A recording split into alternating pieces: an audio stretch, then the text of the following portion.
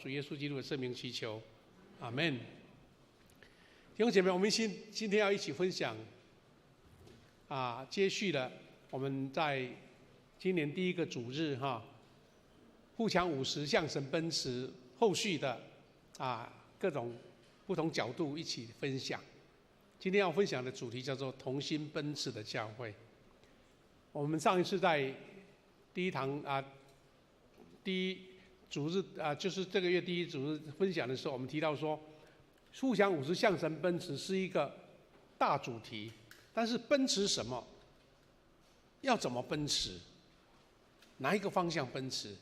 那更是我们每一个互强教会、互强人共同的目标跟责任。所以今天要分享一个主题是，这个奔驰要同心合一。我们就有2段经文一起来学习这个重要的课题。经文等一下我们会一起来分享我们就直接跳过来。今天我们要一起分享这个奔驰的教会。奔驰很重要，同心更重要。我们互强50已经起跑了，上个礼拜我们就举行了一个蒙神祝福的一个研讨会，我们一共有200多位我们教会的弟兄姐妹，还有19间包括我们自己一共20间教会弟兄姐妹牧者一起来研习感谢主，我们等于是第一响第一炮已经打响了，我们期待有更多的恩典在我们当中。我们为什么要合一？我们从保罗所给我们的教导一起来学习。合一的定义，如果从用奔跑的一个角度来讲，是一个同方向的奔跑。大家都很有体力，大家也跃跃欲试，但是同心奔驰是有共同的方向。所以保罗在以弗所书的教导，他说合一是动态的，不是大家没有什么表达，就是规规矩矩被绑在一起往东就往东，西就往西，是蛮机械式的，不是，它是动态的。我们可以用马拉松的赛跑来做这一个比喻，因为保罗在分享的时候常常有这一个比较属于运动动态的部分。我们知道马拉松的赛跑，我们台湾这10-20年来非常的流行。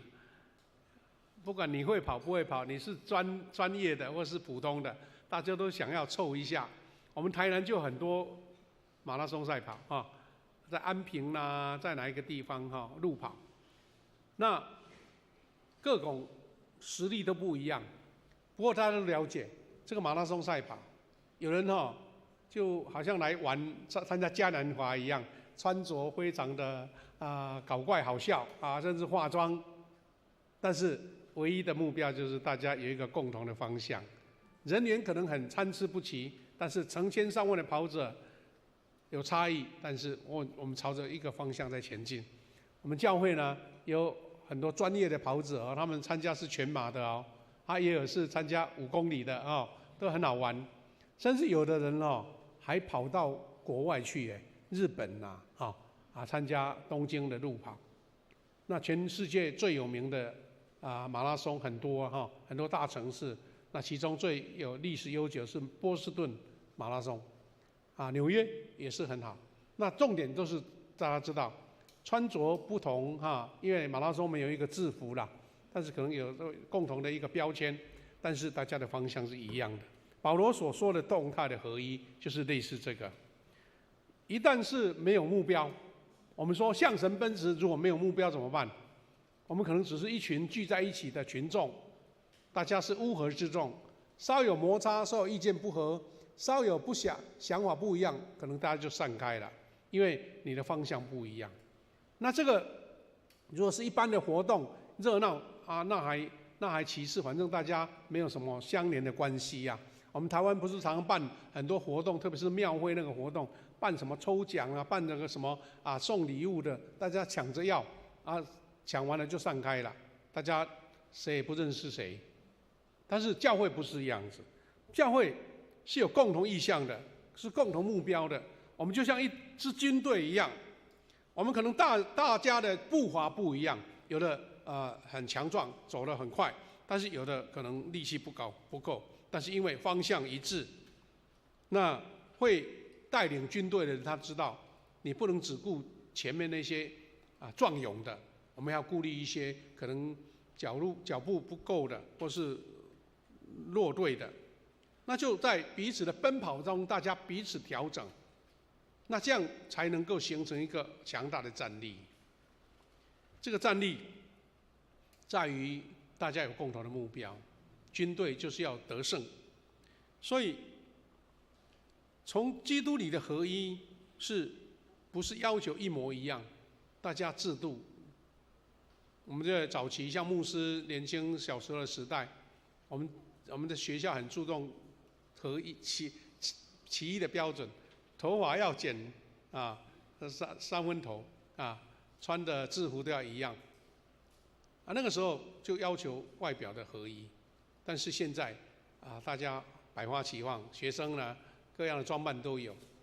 我们不是要求一模一样的合一，而是在基督里面，我们同对一个方向。这个方向是教会合一的最重要的基础。那我们如果从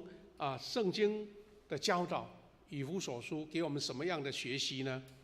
我们向神奔驰的代价，或是向神奔驰的一个特别的特质，就是合一的特质。这属灵的特质优先的，是最前端的最优先次序，就是属灵特质的合一所以在保罗在以弗所书第4章的一开头就跟我们讲说，这个维持合一所需要的特质有这一些。他说谦逊、温柔、忍耐，以爱心互相宽容。然后在第4节还包括说第3节还包括说要用和平互相联系。那这些为什么跟合一有关呢？我们可以稍微做一点说明谦逊是什么呢？谦逊是我们历史刚刚在讲赛跑嘛，在奔跑当中，谦逊的意思是不认为我的跑法才是唯一的，好像觉得我的主张是对的，其他人都不对，要按照我的。也不是为了证明自己很有能力，跑得很快，然后踩到别人，而是因为我们要共同使这个团队大家都同样达到目标。我们知道现在的很多竞赛因为现在网络啦那个转播非常的普遍嘛你知道有一些竞赛，他们现在不只注重个人的成绩包括比如说我们那个在接力赛，你一个人跑快没有用，要全部人都跑得快。前几个礼拜我们台南很多国小在举办运动会我那一天刚好有一个机会说绕过去那个崇善路，看到我们的那个在那边的国小哇在举办运动会，那么巧刚好他们的围墙不高，我就在那边看一下，看他们刚好在举行大队接力哇一般至少应该有10来个吧一个操场一圈他们各占一个位置，意思等于是跑一半就对了。哇有的跑得很快有的太仓促不小心把棒子丢了，还有一个跑得跌倒了。他们每一班都很认真因为有的跑快跑慢，反正你们就是班上的小同学你不能说这个跑不快就不参加大队接力就是在注重那个同心，大家合力能够达到目标。那其实现在很多竞赛、接力赛以外，比如说那个溜冰、滑冰他们有团体赛，大家都要同心合一，或是争先赛，还有脚踏车也是团队的，你不能一个人绕到后面，那其他人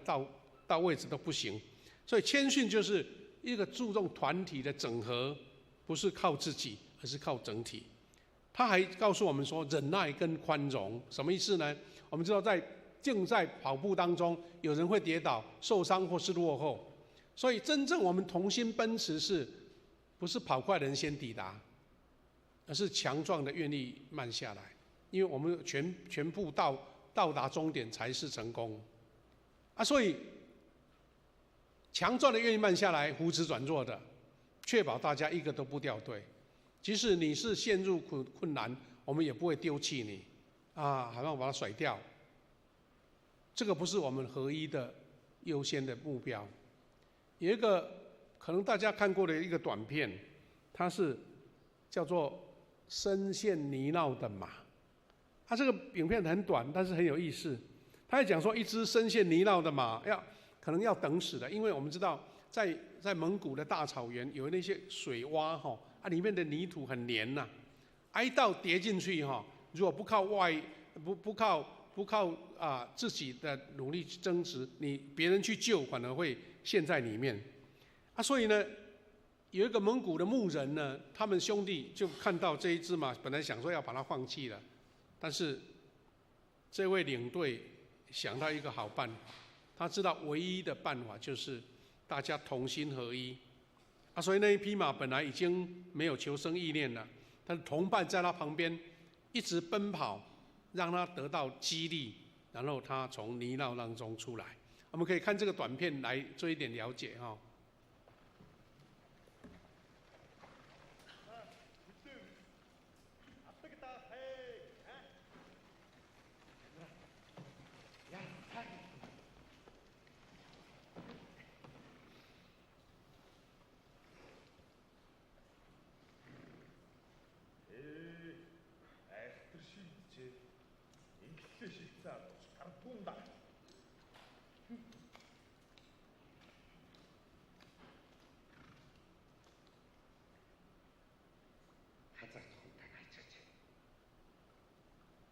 Эзэн гарч дийлэг болдог.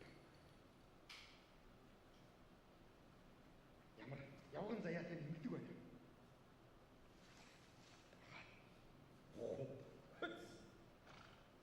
Газар зогцсон ганц муу агцагч яамаа хитнэ. Харин алтан ноёндоо эдэн адуугаар цаад. Ганцар дүүрэн буцаа утсан дээр байна.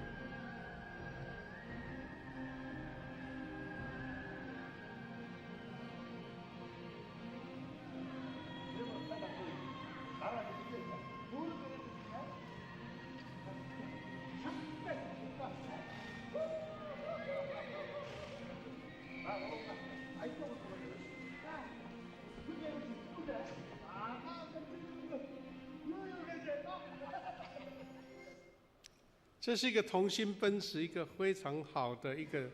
解说。这只马可能本来已经没有希望了，因为它已经挣扎不知道多久了，连主人都把它放弃掉。但是这个有经验的这个领队，他知道说，唯一的就是大家给他激励，让这只马自己能从泥淖中爬出来。看到这个短片，给我们一个很深的学习：我们是同心合一的，没有一个人被遗漏，确保一个都不掉队的一个教会。保罗还说，和平彼此联络。和平彼此联系的意思，我们把它比喻成，我们在登山的时候呢，队员跟队员之间会有一条绳子来彼此联系着。那这条绳索在和平，就是没事的时候，大家彼此联络，知道大家没有掉队，大家都很平安。但绳索是在顺境的时候联系用，但是在逆境，比如说有人滑倒了，有人遇到状况了，那就是一个救命的拉力。教会之间这个彼此和平、彼此联系是有机的，是有生命的。我们也知道台湾已经很多登山家登上圣母峰了。那你知道，在6000公尺以上，全部都是雪地的世界，根本没有路可以看，所以一定要有一个团队，有经验的领队带领你，然后你要一步一步，通常都是要这个绳索来连接，才能确保大家不会掉队，甚至失去生命。我们教会在向神奔驰，就需要这种和平联络、彼此联系这样的力量。弟兄姐妹，大家彼此关顾，彼此帮助。所以我们在腓立比书1章27节看到一个团队努力合一的一个画面。保罗说要我们同心合一，要我们同心合一。他的意思有点类似像竞技场面上，那竞技场或是在军队向前的时候，他形容一群运动员或是战士，大家是彼此并肩作战的，不是搞个人英雄或是个人主义，而是大家同心合一，才有办法能够彼此兼顾得到。所以保罗强调，这是同心合一的关系。向神奔驰，教会向神奔驰，我们是在过程中，我们弟兄姐妹，我们大家彼此都是队友，不是竞争。我们可以把一个属灵的世界，当我们基督徒在教会同心合一的时候，我们目标是像这段经文在提醒互相教会，我们的对手是世俗世界的价值观在影响，这个撒旦给我们的拦阻，但不是我们自己的弟兄姐妹。大家彼此同心合一，并肩对抗主力，不是互相消耗。我们最近这1-2个礼拜，不是台湾又要进入选举季节了吗？很多县市，对不对？同一个党派的，糟糕，有2个、3个、4个出来竞选。哇，大家在初选的时候竞争的很激烈宣传看板各样的传的话也很多。但是很多人都知道说，你刚初选的时候，大家杀得你死我活，争的大家谁也不让谁，看起来好像我要脱颖而出。但是大家都在提醒一件事情：你们不要在这个县市长初选的时候，大家争到最后，当一个人成功了，被提名了，其他人就变成你的扯后腿，因为你当初骂我骂得太惨了，我怎么还支持你呢？所以现在很多县市在初选完了他们最大的课题是，那怎么合一啊？我刚刚跟你争得不得了，我跟你是竞争对手，现在要变成合作那如果我们教会是这个样子，那还得了？大家彼此在争执抵制，所以我们共同的目标是对抗魔鬼跟撒旦，还有这个社会很多世俗的思想跟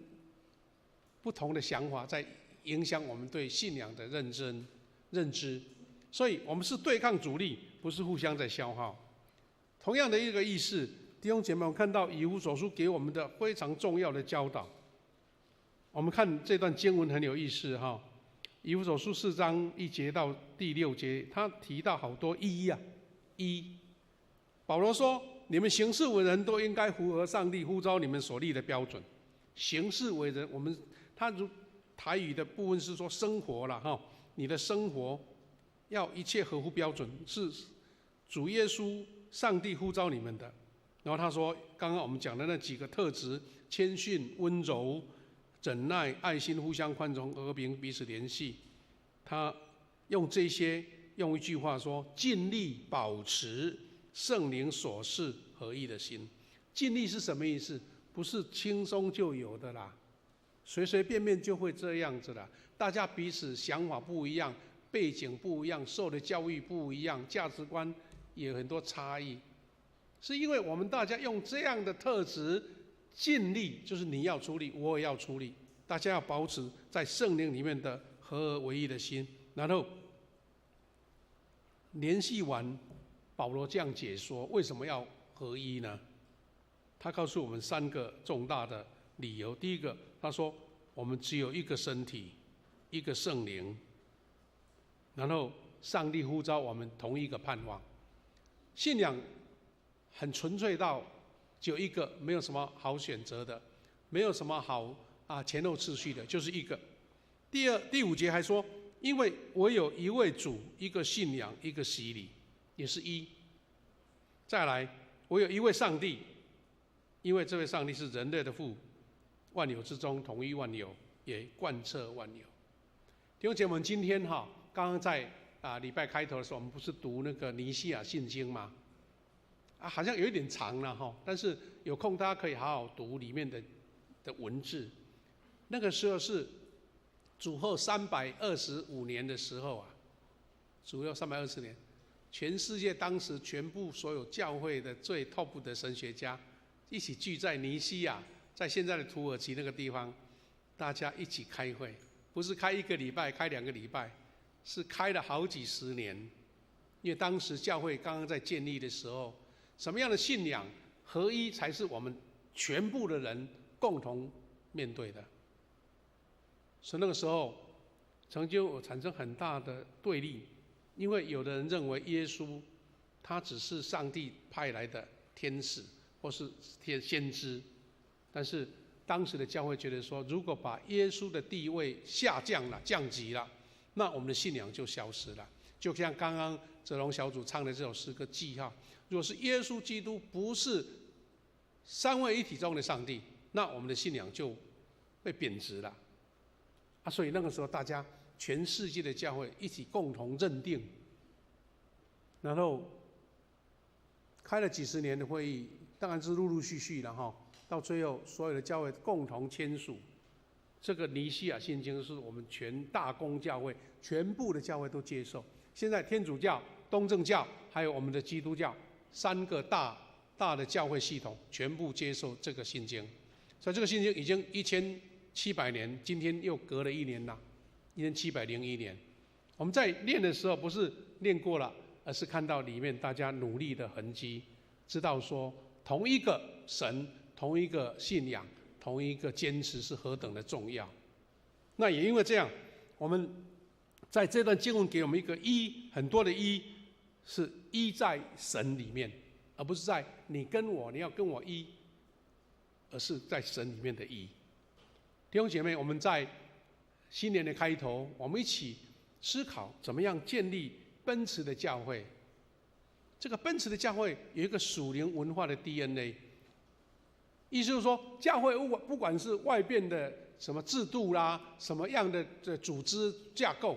如果没有建立一个合乎信仰的文化，那有可能就随时会消失掉。不要建造富强教会的属灵文化。第一个，我们是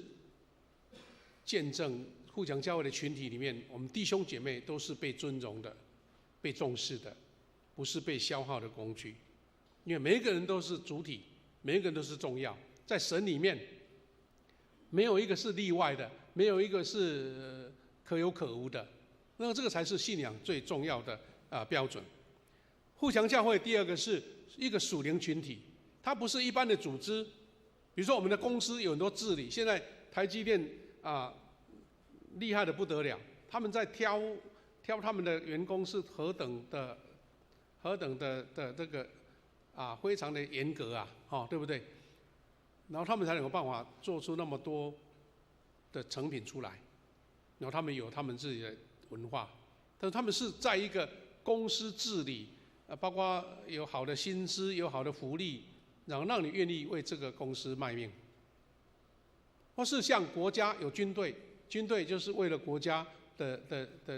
这个安全来努力。但是教会它是算是一个属灵的群体，没有什么约束力说你要做这个要做那个，唯一的是圣灵的同在，圣灵的邀请，大家愿意为这个一来努力，没有人可能强制你，而是你自甘愿意为了这个呼召，像保罗所说的。所以有一位神学家叫莱斯利·牛比金New Begin， 他讲了一段话，他说教会本身就是福音的公共见证，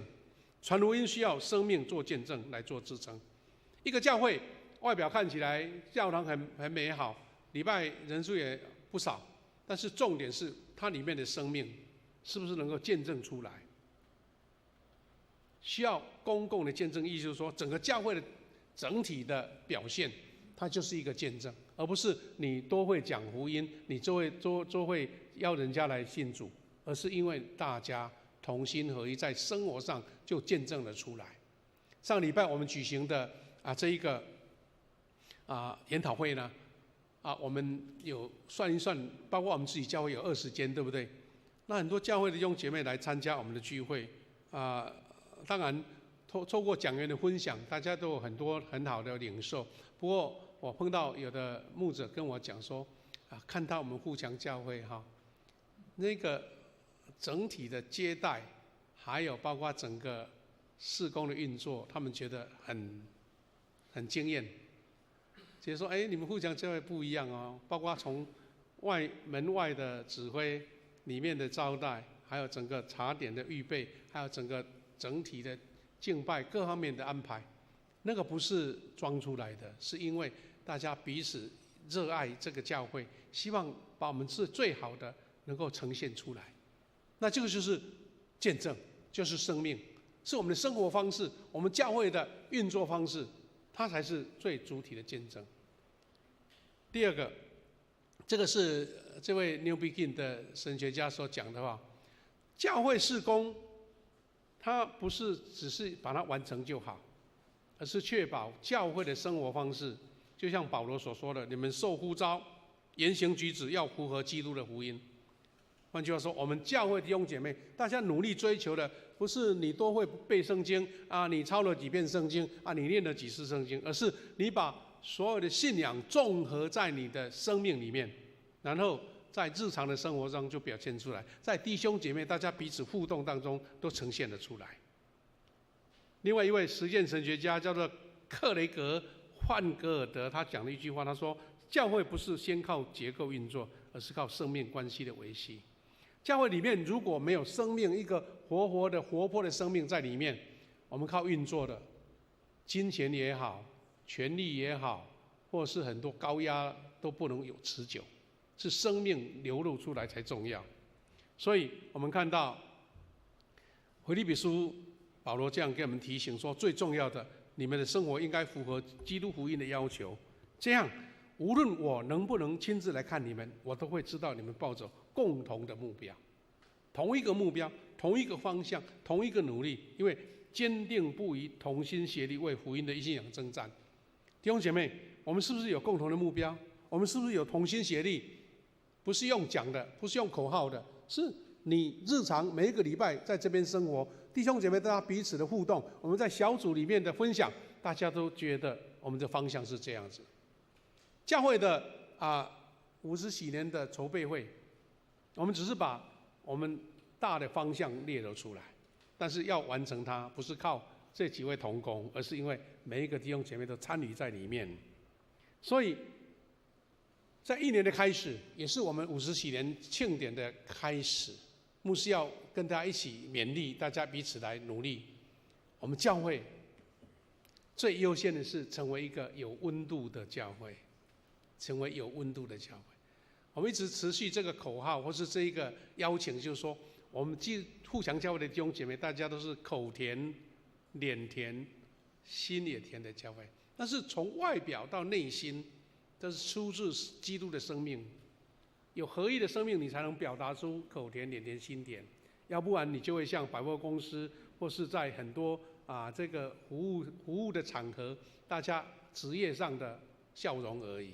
职业上的礼貌而已。你是出自内心的，因为大家眼睛很亮，看到你是不是真心。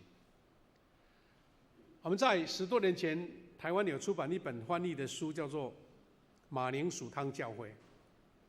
它是大概2012年吧，它出版一本薄薄的书，可能大家也不是很，大家有特别注意到，但是很有趣。它为什么叫马铃薯汤教会呢？这间教会呢，它很小，也很不显眼。它其实它的本名叫做光岩教会，很通俗，很多教会选取的这个名字叫光岩教会。但是不知道什么原因，大家讲到这间教会都忘记它叫光岩，他只记得他们是马铃薯汤教会，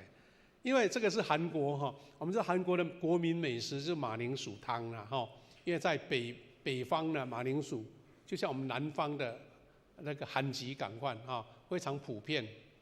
所以他们这马铃薯汤是很多店哈会出的一个美食啦。像我们台南不是有碗粿嘛、肉丸嘛哈。肉色崩啊，不是吗？这些都是我们平常喜欢的国民美食。但是这个马铃薯汤哦，其实是他们隔壁呀，或是这个店的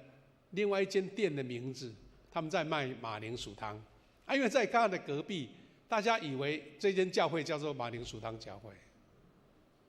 好了，为什么大家会称为马铃薯汤？这位作者叫梁炳武哈，他遇到一个朋友跟他讲说，我看到一间教会啊，很小哦，但是是我理想中的教会。那理想中的教会有存在吗？他就很好奇去了，一去就成主顾了，每个礼拜都去打卡，因为他觉得这间教会是他寻寻觅觅所要找的教会。他要见证说这间教会叫光岩教会，到底为什么所以他一眼看到光岩教会这个这么小的教会，马铃薯汤店家那个大招牌把它遮盖住了。然后听完那个牧师，他们这个牧师叫姓赵显山牧师讲道，他在教会待上1天，心中感觉不一样。他去过很多教会，这间教会不一样。说原来有这样的牧师，有这样的教会，有这样的信徒哦。所以他为了让更多人知道这间教会的故事，他就把它写成马铃薯汤教会。因为这间教会呢，不像我们富强教会，我们富强教会虽然不是最大，但是我们真的拥有好多好多。这间教会呢，是借人家的商业大楼租的来聚会，没有办公室，没有足够的场地，无论是儿童的主日学、青年活动、办公室，还有甚至礼拜的会堂，都要分散各地。反正有地方可以租可以用就租起来。教会的招牌光岩教会很小。他也不想做大，因为被这个马铃薯汤的店家大牌遮住了。所以以后大家说要去那间教会，都忘了讲光岩教会，他们就讲说去马铃薯汤教会。这间教会的特色是怎么样呢？他租借会堂，然后呢，他们坚持教会的存款不超过3万块。他们就会有的11奉献啊，各样的奉献，他们做了用来做什么？又来祭祝、捐助、赈灾，还有宣教。这牧师的牧会哲学很有意思。他说他是要做上帝真会友的仆人，用维护的心来牧会。他看重会友的信仰成长，比建堂还更重要。所以这间小小的光岩教会呢，他看到这位作者在那边20年，他说没有抱怨，也没有论断，充满了喜乐、赞美跟感恩，每个人都洋溢着幸福的光芒。所以这间马铃薯汤教会，即使名字大家都不记得，但是里面天天或是每个礼拜都上演着天国的故事，就是爱的故事。弟兄姐妹，今天教会他们说用称赞优点取代责备缺点，因为他们认为像箴言所说的鼎为炼银，炉为炼金，人的称赞就是在试炼人。他们把教会所收的各样的奉献当成救济金，在节庆里面一定有经文说你们要跟孤儿寡妇在一起。所以这间教会虽然很微小，在人的眼光很微小，但是那么力量很强大啊，感动了韩国100万人，一个奇迹。这间教会场地不大，但是里面的信徒所显现的那个爆发力，或是他们的爱的力量是够大的。我们富强教会算一算，上个礼拜胡金章长老在讲，我们教会的规模已经，如果是纯土地的面积已经700-800平了。啊，如果说我们5个楼层，我们这个块教会的楼层的土地它200多平，对不对？我们的建筑师比较了解，建平是多少？我们很棒的场地，但这些场地不是我们觉得荣耀的理由，而是在我们里面的弟兄姐妹，大家有像马铃薯汤教会弟兄姐妹那一种爆发力、爱的爆发力、爱的感染力。愿神让我们成为一个有温暖的教会。马铃薯汤教会就是我们学习的目标。第二个，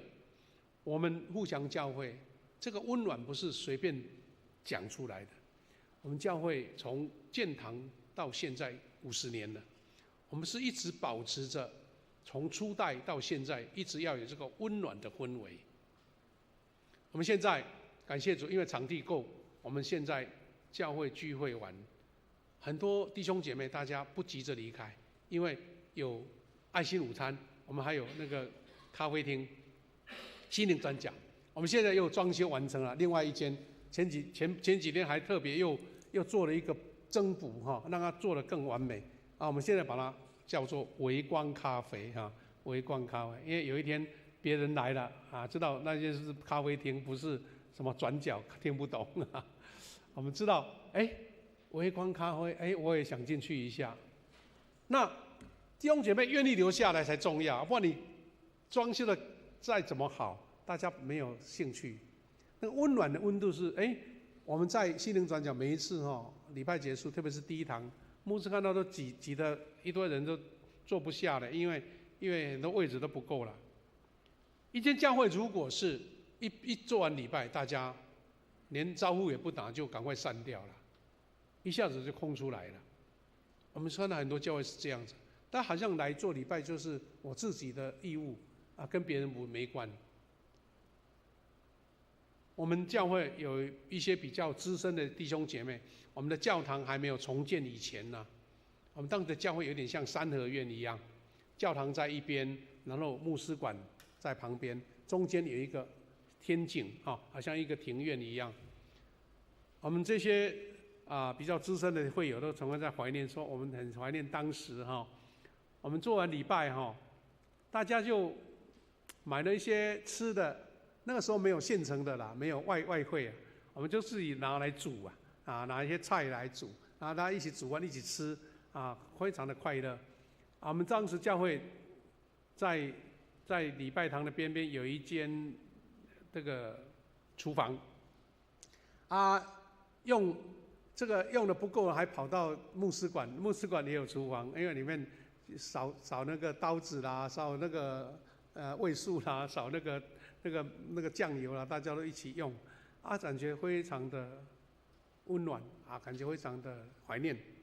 那是我们上一辈的。那现在我们有那么好的场地，又有那么多同工来服侍，咖啡，还有这个爱心午餐。它重点不是那些物质那些钱就能解决，是因为大家愿意留下来，大家彼此关怀、彼此联络、彼此招呼，那才是我们最重要的。弟兄姐妹，富强教会是不是一个温暖的教会？是不是一个有温度的教会？不是用外表来维持的，而是弟兄姐妹大家愿意投入。还有一个界定的标准，你是不是从开始来这边做礼拜到现在，你只认识那几个，其他人你根本好像陌生人、路人，还是你很乐意认识更多的人？除了小组以外的人，还有跟他同工一起服侍，那就是教会温不温暖、有没有温度的重要。弟兄姐妹，我们期待同心奔驰的教会，我们是看到教会一个健康的文化 DNA 这个氛围，我们会有在这里面可以安心的成长，被爱心真诚的对待，而不是牧养的附属品。好像一个教会经营就这些额外的，不是，是信仰整个真正落实的条件。所以你在这边可以得到成长，你在这边会参与服事，你在这边会参与整个敬拜，是因为你是属于这里，你是委身在这里，而不是只是当一个消费者，看看你的教会招待好不好，你的内容好不好，你的教会的那个设备好不好。当大家都以自己是这个教会的一份子、主人的时候，那个文化、那个健康就出来了。我们教会今天开始举办了这一届的门徒训练，我们的教会门徒学校。我们期待弟兄姐妹，你在参加第2堂的弟兄姐妹，也可以早一点来，9点多来上这个课程，然后接下来参加这个礼拜，因为我们都觉得你我都必须要成长，你要被激励，就像那一匹马，人家不把它放弃，一群牧民带着这一群马匹绕着圈，让它得到重新的力量，能够突出，能够跳出那个泥淖，然后跟他们一起奔驰。奔驰不是我奔得快，你被绕队了。愿神与我们同在，让我们一起建立这一个温暖的文化，有温度的教会的文化。我们一起来唱一首诗歌这首诗歌是从以弗所书这段经文所用出来的，大家